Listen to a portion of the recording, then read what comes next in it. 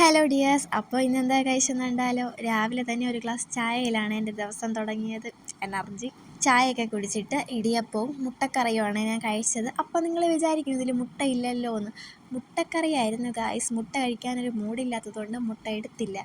അപ്പോൾ ഇടിയപ്പവും ഉള്ളിക്കറിയുമാണ് രാവിലെ കഴിച്ചത്. മുട്ട ഇല്ലെങ്കിൽ എന്താ, മുട്ട ഉണ്ടെങ്കിൽ എന്താ, നമുക്ക് എന്തെങ്കിലും കഴിച്ചാൽ പോരെ. അതല്ലേ നമ്മുടെ ലക്ഷ്യം തന്നെ. ഉച്ചയ്ക്ക് പ്രകൃതിയൊക്കെ നോക്കി നമുക്ക് അങ്ങോട്ട് ചോറ് കഴിക്കാം. നല്ല നീലാകാശം.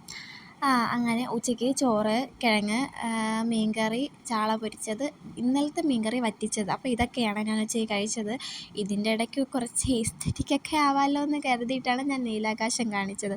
ഫ്ലോപ്പായിപ്പോയി ഗൈസ്. വൈകിട്ട് എന്താ ചായക്ക്? കിണ്ണത്തപ്പം. അല്ലാതെ വേറെന്താ. ഇത് അടിപൊളി ടേസ്റ്റാണോ ഒന്നും ഞാൻ പറയില്ല, പക്ഷെ നമുക്കിങ്ങനെ കഴിച്ചാൽ ഗുളുഗുളു പോലെ ഇരിക്കും, കഴിച്ചുകൊണ്ടിരിക്കാം.